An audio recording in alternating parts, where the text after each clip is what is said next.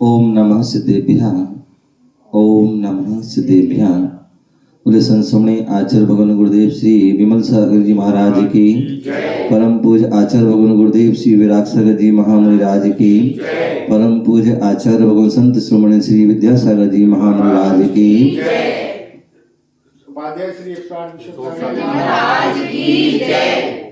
प्यारे बंधु, आज हम सभी यहाँ पर विराजमान हैं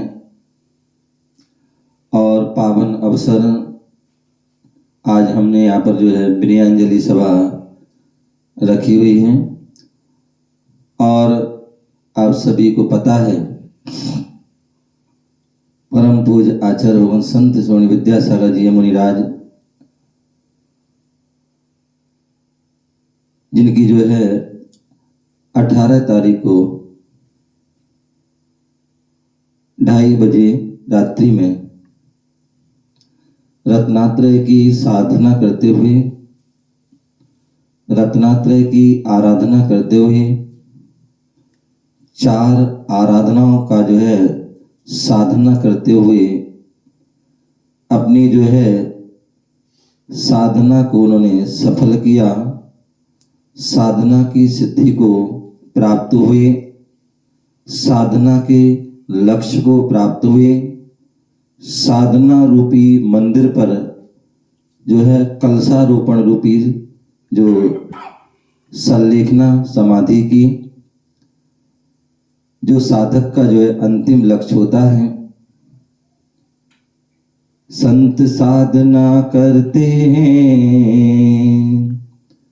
भाव समाधि धरते हैं, संत साधना करते हैं, भाव समाधि धरते हैं, गुरुवर के संबोधन से सुखद समाधि करते हैं, गुरुवर के संबोधन से सुखद समाधि करते हैं।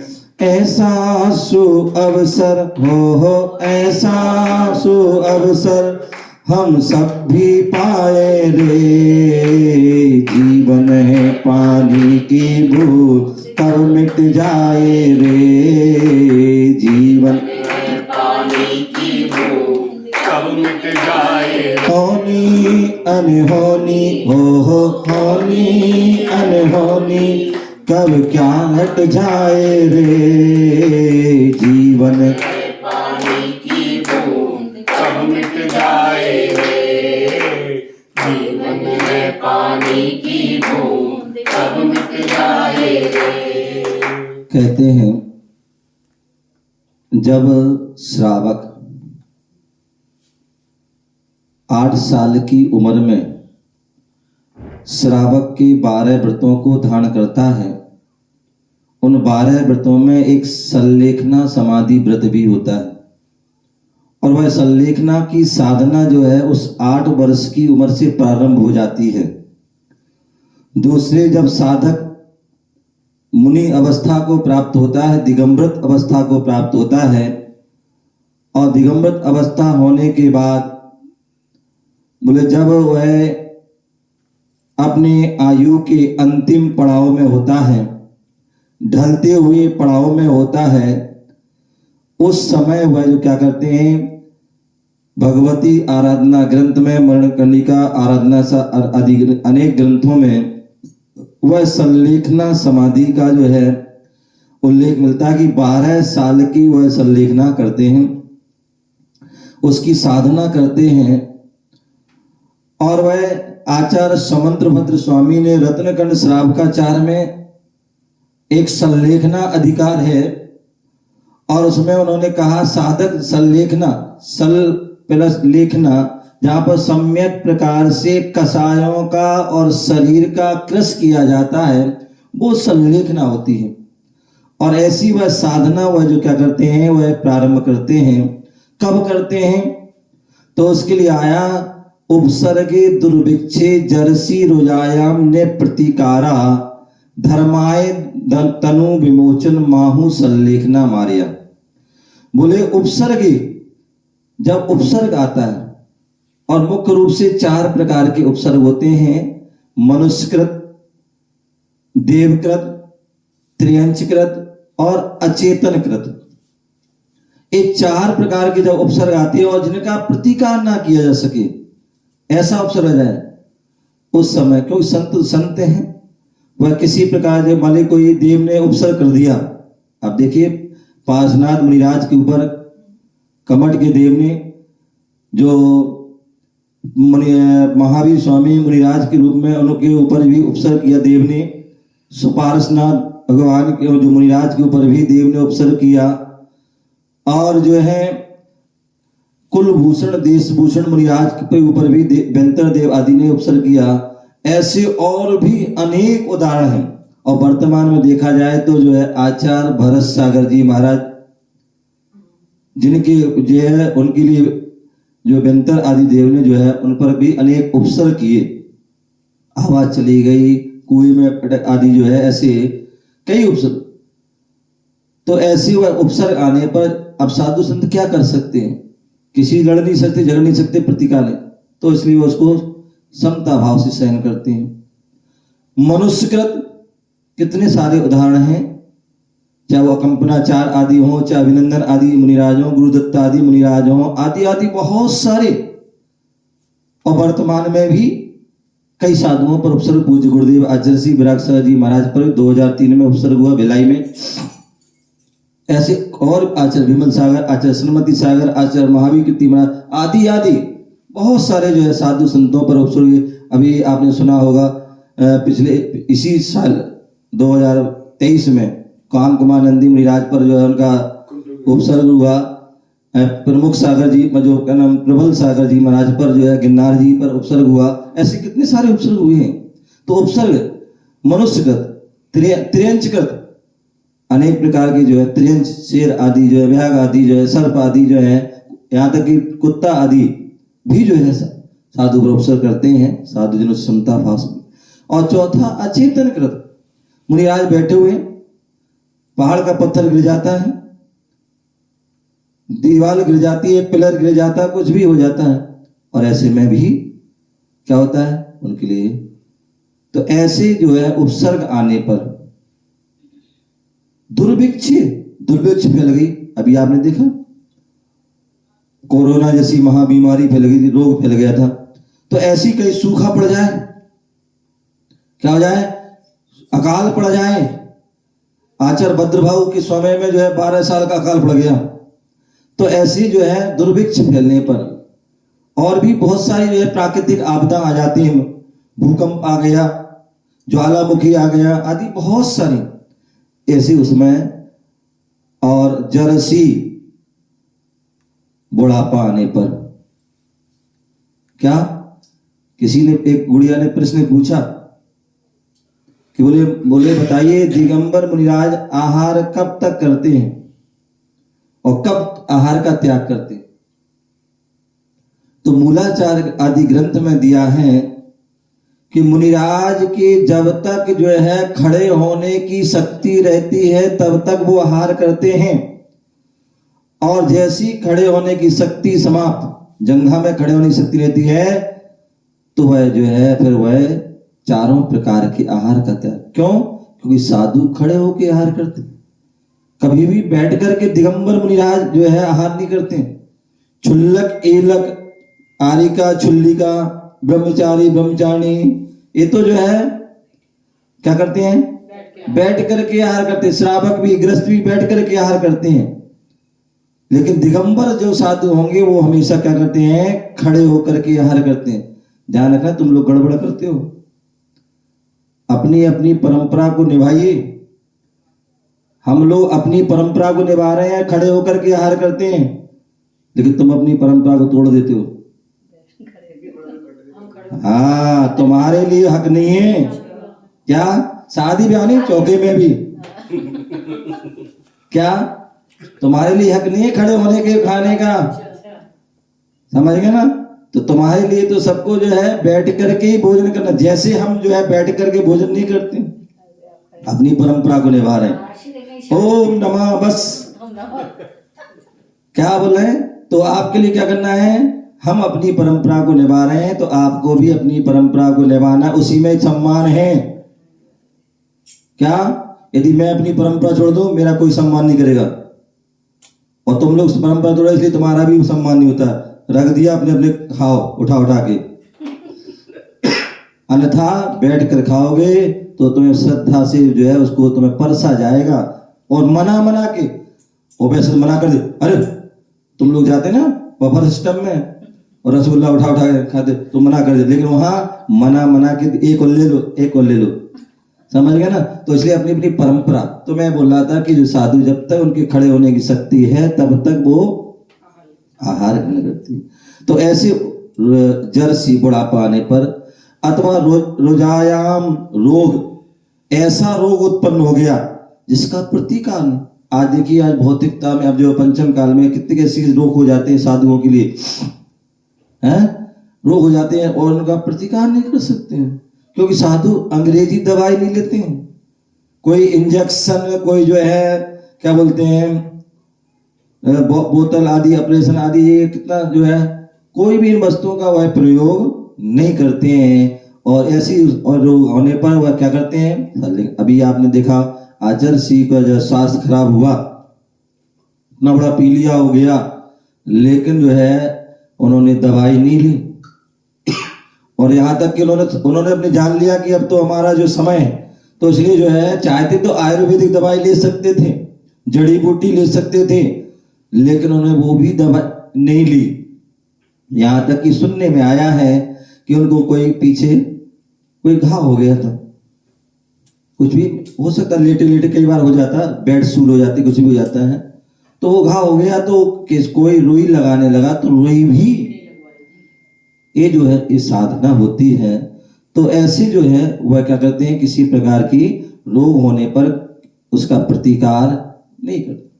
तो ऐसे प्रतिकार इसका प्रतिकार नहीं किया जा सकते, ऐसी अवस्था में धर्माय तनो विमोचन, क्या साधुजन क्या करते हैं, धर्म की रक्षा के लिए तनु माने शरीर को विमोचन, विशेष रूप से साधना के माध्यम से एक स्थान में बैठे हुए हैं, लेटे हुए हैं, अपनी साधना कर रहे हैं, चारों प्रकार के क्रम से जो है आहार करते हैं, और ऐसे करके वह सल्लेखना मारिया, जो सल्लेखना को आर पुरुष, श्रेष्ठ पुरुष उसको धारण करते हैं। ऐसी वह आचार्य श्री ने वह उस सल्लेखना को धारण किया।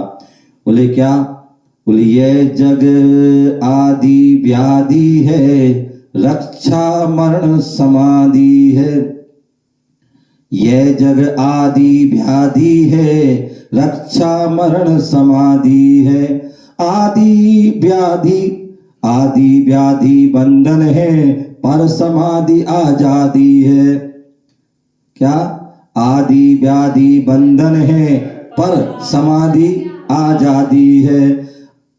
आत्म का स्वापी आत्म का स्वाधि, इस फल को पाए रे, जीवन है पानी की बूंद, कब मिट जाए।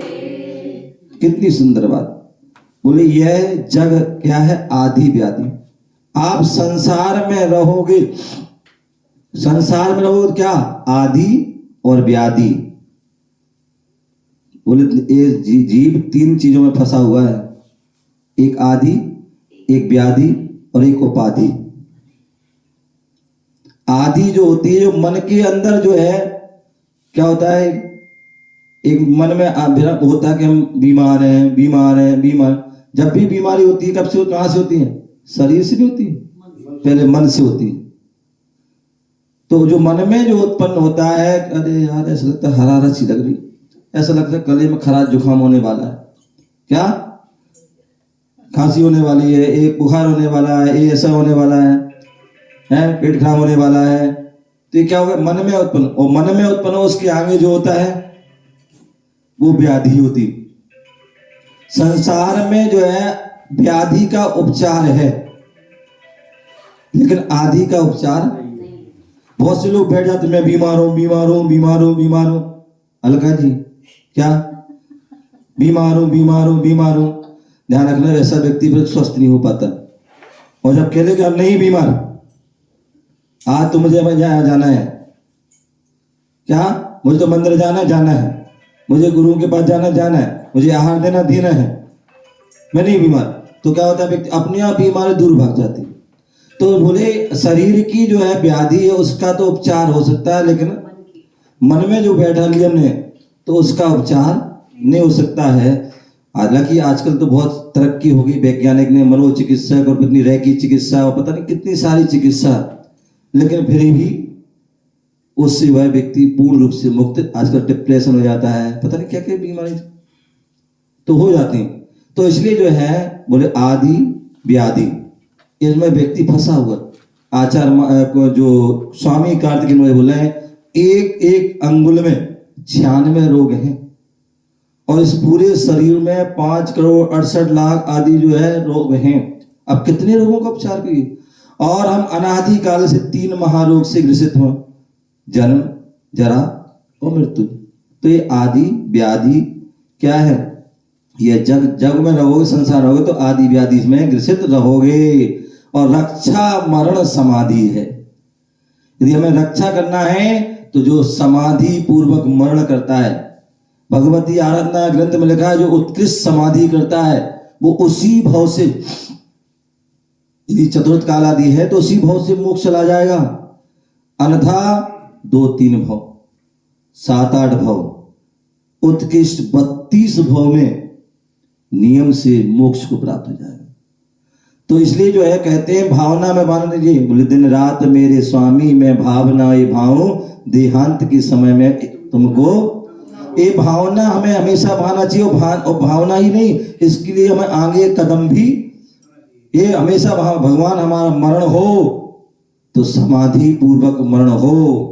कैसा हो, समाधि पूर्वक मरण हो, गुरु का पाद मूल हो, जिनवाणी का हमें पाठ सुनने मिले और भगवान के जो है चित्त मन मंदिर दर्शन हो, या गुरु के पाद मूल में ऐसा हमारा समाधि मरण हो। तो इस प्रकार से वह समाधि मरण ही हमारी रक्षा करता है हमारी आत्मा की, क्योंकि जिसने समाधि मरण कर लिया पर वो संसार में नहीं भटकेगा। आदि व्याधि बंधन है। क्या हुआ, जिसको एक बार लग जाती ना, फिर वो उसका एक बार कोई रोग लग जाए, रोग रूपी बंधन, फिर वो जीवन खत्म हो जाएगा लेकिन रोग नहीं होता है। तो ये बंधन है। और समाधि जो है आजादी, जिसकी समाधि हो जाती है तो इस शरीर से संसार से हमारी आजादी हो जाती है।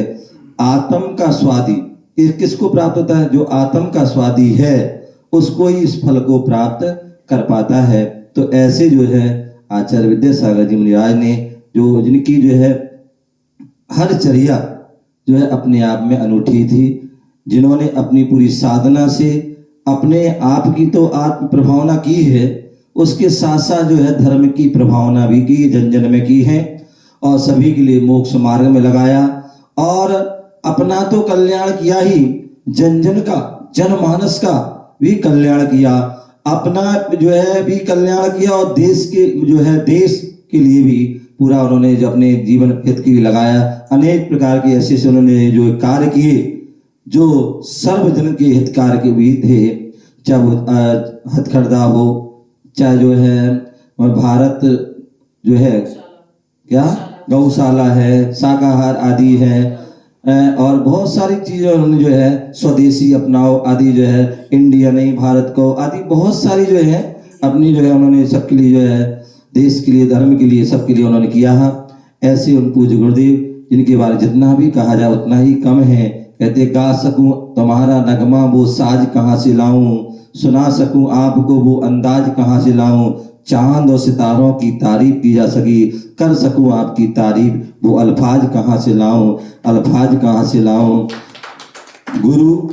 गुरु आन से बढ़कर होते हैं, गुरु आन से बढ़कर होते हैं, गुरु जान से बढ़कर होते हैं, और सच पूछो तो गुरु भगवान से बढ़कर होते हैं, भगवान से बढ़कर होते हैं। ऐसे उन गुरुओं के बारे में जितना भी कहा जाए, हम पूजा में पढ़ते हैं ना, पंच जो पहली पूजा है उस पूजा की जयमाल में क्या पढ़ते हैं, गुण 36 25 8 20 भवतारण तरण जिहाज भी गुरु की महिमा न, गुरु नाम जपो।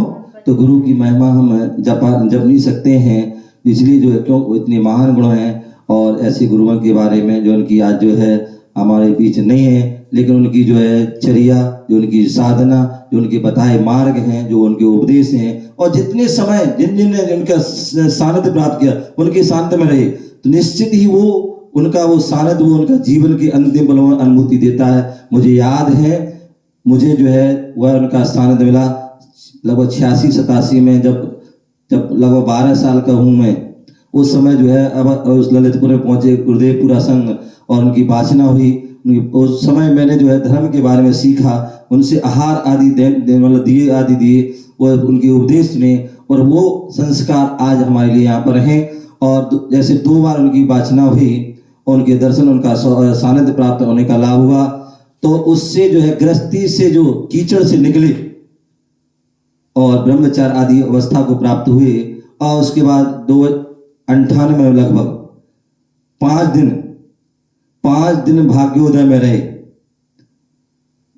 आचार्य जी के पास, और उनको वहां पर रह करके उनको देखा, उनकी साधना, उनकी अपनी तपस्या, उनकी जो सानिध्य प्राप्त हुआ, उनको आहार आदि देने का वो जो है मौका मिला।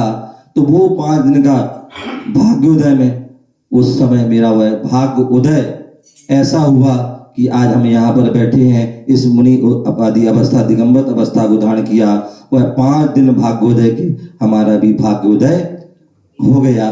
तो ऐसे उन महान गुरुओं के बारे में जितना भी कहा जाए उतना कम है। हे भगवान गुरुदेव, जैसे आपने अपनी साधना की है, तपस्या की है, जन जन का उपकार किया है, और अपना भी कल्याण किया, और अपने अंतिम लक्ष्य समाधि को धारण किए हैं, उसी प्रकार मैं भी अपनी जो है साधना निर्दोष करते करते जो है उस अपनी सल्लेखना समाधि रूप मरण को प्राप्त करके अपने जीवन को मैं भी सार्थक करूं। इसी भावना से जय बोलो आचार्य गुरुदेव श्री विद्यासागर जी महामुनिराज की, परम पूज्य आचार्य भगवान गुरुदेव विराग सागर जी महामुनिराज की।